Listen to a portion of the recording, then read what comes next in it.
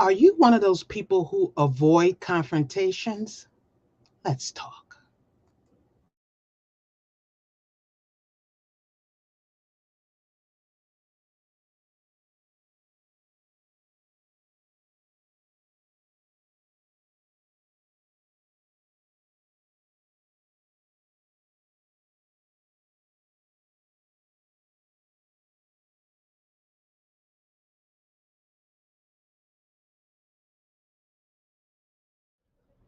I am your poetic haiku host, Kim B. Miller, the first African American poet laureate for Prince William County, Manassas, and Manassas Park, Virginia, award winning spoken word poet, facilitator, speaker, teaching artist, author. Let's get into today's subject.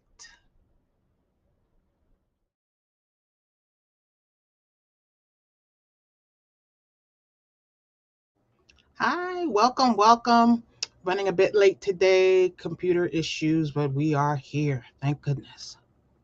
So these are for, and if you are not one of those folks, please still feel free to stay and join us in the comments. But are you one of those people who avoid confrontation?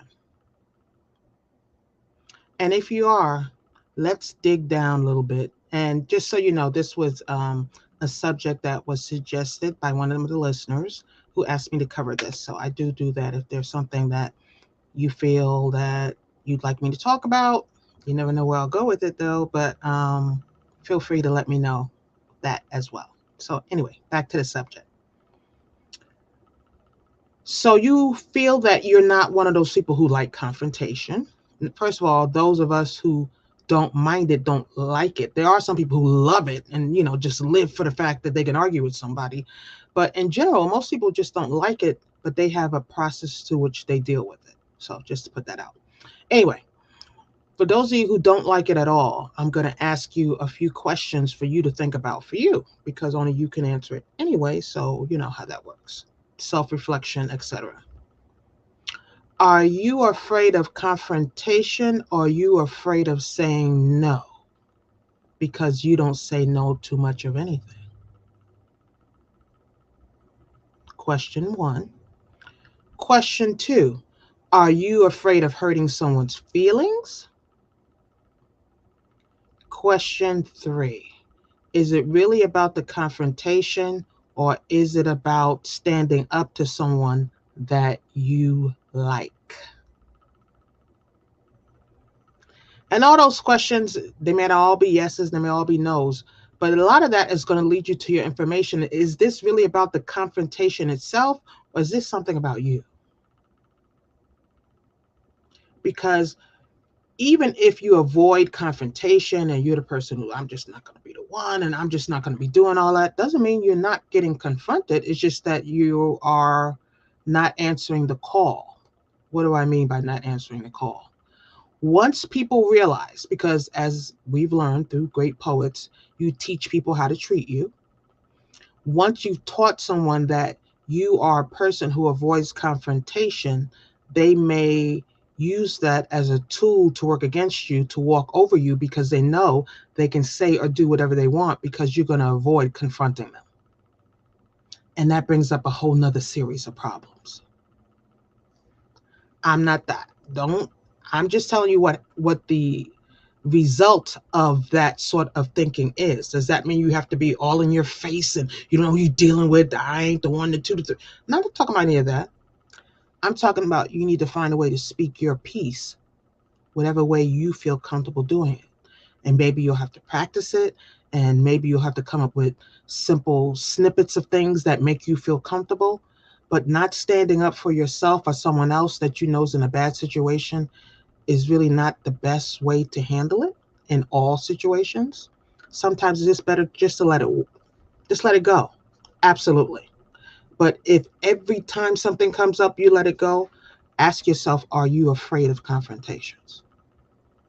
Let it go sometimes, yes. Let it go every single time. I question whether or not you are willing to speak up for you or for someone else. And that doesn't make you a horrible person. But if you don't look back as to what is causing that, you'll keep doing that and not even realize you're doing it. But unfortunately, the person who may be manipulating you got you down, boop, target acquired. I'll say this, do this, because they're not going to do nothing because they don't like confrontation. Watch this. And you, the unwitting victim or witting victim, knowing victim, being a party to this situation. So you say, okay, Kim, maybe that's me, maybe that's not me. What do I do about it? First, you got to get to the root. Too many people cutting off weeds at the top and then wonder why they come back every year. Get to the roots. Why do you feel secure in not saying anything? Or why do you feel insecure about your own opinion or voicing yourself or whatever it is? Because there's roots to this normally. Get to the root so you can find out how to cure it. If you find out, maybe you look back and you self-evaluate and you say, wow, when I was, younger, there was no opinion necessary and, seen, not heard, blah, blah, blah. So I kind of grew into that philosophy. And each time I spoke up, I got shot down. So now I kind of just protect my peace. Very understandable. Very understandable. But as adults and as we get older, if you're a teenager watching this, as we get older, we have to find a way to make our point and find our voice and to be fair about it. Because everything doesn't have to be a battle either. I'm not talking about jumping in people's faces and cursing and getting in fight. None of that. I'm just saying finding a way to comfortably say, I disagree with that. I can't tell you how many times I would sit in meetings and I would sometimes be the main person bringing up things that that needed some change, and sometimes it wasn't me. It wasn't always me. And then the other people who sat quiet in the meeting would come to me after, go, yeah, that was a great point. Yeah, I totally agree. I'm like, well, why didn't you say something in the meeting? This is back when I was in telecommunications. And I would say, well, why didn't you say, well, no, that's not me. But change is not going to come if change can come from one person. First, let me say that. One person's voice is powerful enough to make change. But a chorus of change makers is a beautiful sound that sometimes makes the change more, what's the word I'm looking for? More plausible, more have a chance of happening because they're like, well, it's not just this one voice, it's all these voices saying it. So if you see someone out there by themselves on a limb, so to speak, speaking something that you absolutely agree with, absolutely concur, absolutely see their premise, agree with the premise, agree with what they're saying, then join them. Find your way of joining them. You don't have to do it the way they're doing it. Find your way. A couple of ways could just simply be saying, I agree. Maybe you're not one of those people who want to be into a whole paragraph of why you agree or blah, blah, blah. That doesn't mean once you say I agree that someone's not going to ask you why. But you could just say, I agree, and that's simply what I want to say at this point. Or I disagree, and that's all I simply want to say at this point. Find a voice that suits for you. It doesn't have to be a yellow-thon. It doesn't have to be approving of who you are every time you open your mouth. I think we have become a society of, you're this person, prove it every time you say something, prove it, back it up, 15 levels of fact. If your heart of hearts tells you to go a certain way and that's enough for you, then let that be enough for you. Everything you believe in doesn't have to be proved to a point of infinitesimal levels for everybody else. Decide what you are comfortable with. But first, are you willing to do the work that's necessary to look back? Because really, that sounds like a trauma response, a lack of being willing to confront someone. And when I say confront someone, I mean, an example. Hey, I disagreed with what you said, and I've come up with an alternative that I think would be more beneficial for us to do. Simply stating what you want why you want it, why you agree or why you disagree can go miles for you.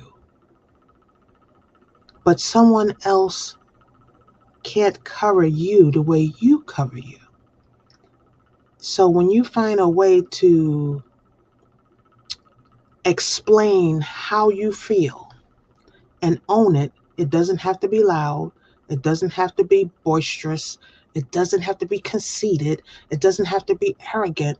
It can be soft, it can be quiet, it can be elegant, it could be rough, it could be a literary masterpiece, it could be a butchering of every sentence. None of that matters as long as you feel comfortable with what you said and how you addressed it. We spend so many time trying to look a certain way to someone else, we forgot how to look for us. How do we feel about what we said? How do we feel about how we address this situation? If everybody, I've said this before, if everybody is happy but us, nobody's happy. And a lot of times, even though you haven't said your piece and you've caused no waves, you're still not happy. Because at the end of the day, you're like, I didn't say what I wanted to say in a way that I wanted to say it because I wasn't sure how to say it. Maybe you were angry at the time and you didn't want it to come out that way. Then find a way to calm yourself down in the moment to say some of the things that's necessary for you to be heard. You deserve to be heard. You matter. So when you allow someone else to take your voice away, you give them too much power. That is power they should not have. No one should have the right to speak for you when they're not speaking correctly for you. But if you sit by and allow them to, they'll do it again and again and again. So finding your voice. Again, a lot of people think confrontation is about this battle. It's about this, I'm gonna tell you something. It's not about that. It's about finding a way to say for you what is important to you. And take away the word confrontation and make it discussion. You'd be more than willing to have a discussion with someone. But once they label it a confrontation, it changes the meaning in your head, and therefore you pull back because you have labeled yourself, I am uncomfortable with confrontation. But you are not uncomfortable with a discussion. And you say, that wordplay, words matter. And what the words mean in our heads and in our psyche and in our heart and our soul matter. So don't make it a confrontation. Make it a conversation. And make it a conversation where you want to make sure that the other person is heard and you are heard as well. Then that may just be enough for you to say to yourself, I can speak, we're just having a discussion. I can say what I feel, we're just having a discussion. Changing the word may not work for you. Say, okay, Kim, I've changed the discussion. I'm still back here going, I'm not saying it. I'm not. Okay. Now let's again pull back. See why. Did someone belittle you the last time you said something? Did someone say you're too emotional, you're too sensitive? See, people throw out phrases because they know they'll stick to people. And then people will, the next time they open their mouth, they go, well, I don't want to seem sensitive. I don't want to seem argumentative. I don't want to seem whatever label they gave you. So now you say nothing. But now you've escaped who you really are because you're saying nothing based on a title that somebody else gave you that you may own or not own. If I'm too sensitive, doesn't mean I still shouldn't speak. If I'm argumentative, that doesn't mean I still shouldn't speak. Whatever label they gave you, even if it's true, that does not mean you shouldn't have an opinion. Your opinion still matters. Just find a way to say it in a way that you feel comfortable. But don't let someone silence you with a title. Don't let someone silence you with a label. Don't let someone silence you with, oh, here she go again. You know, she's going to be talking. Okay, so I will be.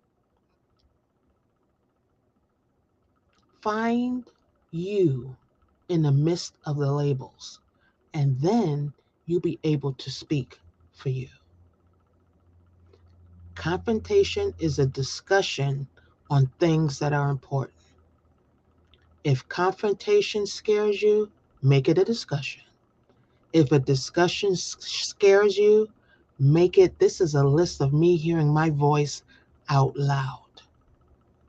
And I'm proud of who I am. I've made mistakes. We all have. But you have to learn to speak up for you because if not, someone will speak for you and say that is your truth.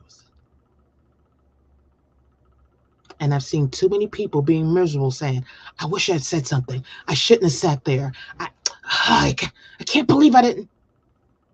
You can't go back. But starting going forward, decide and practice it literally out loud.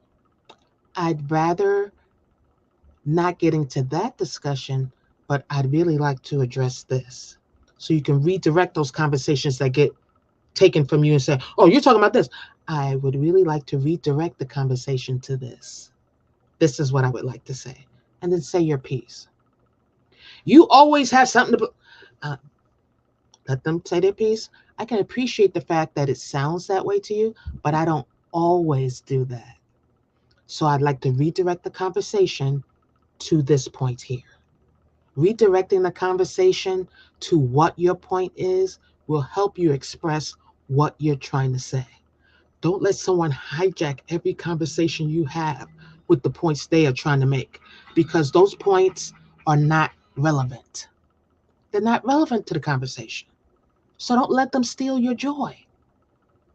But they can't steal your joy only unless you give them the pen, the paper, the rights, the lyrics, the copyright, the trademark to your joy. So don't give it. Don't give it. Well, as always, it's always a pleasure talking to you. I do this podcast for 17 minutes because I'm a lover of haiku. And I figure if you can write something in 17 minutes, you can absolutely do a 17-minute podcast. Y'all take care. Always a pleasure. And again, if you have a topic you'd like me to cover, let me know.